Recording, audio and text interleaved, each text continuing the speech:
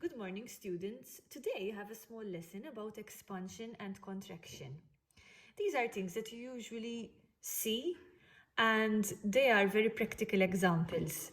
So the first thing that I'd like you to do is watch a YouTube video. I've drawn the link, I've written the link up there.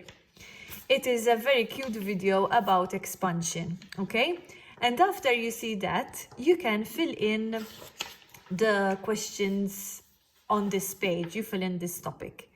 Basically, after you watch that video, you're going to understand that expansion is what happens to particles when they heat up in a metal or in a solid, okay? All things expand a little bit. Metals expand more than others.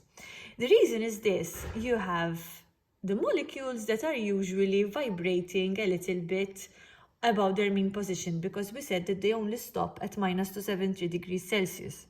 However, when they heat up, they start to vibrate more because they have more kinetic energy. And therefore, if they're vibrating more, they need more space. Can you see that the cold molecules occupy a smaller box than the hotter molecules? Okay? Because of this, the metal expands when heating. In class, we would have done this experiment. We have a metal ball, and a ring. And when they are cold, the ball can pass through the ring. However, when the ball is heated on the Bunsen burner, and we try to pass it again through the ring, it will not be able to pass through the ring because the ball would have expanded and the ring no. So the ball would have become bigger, and because it's bigger, it will not be able to pass through the ring. And then we would have let it cool down, and after it cools down, it can go back through the ring because it compresses after it cools down.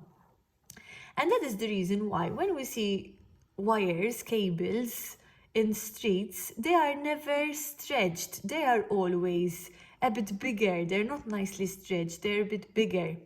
The reason for this is that in winter, when it gets cold, the molecules go from being hot to being cold. So they shrink, they become smaller in size.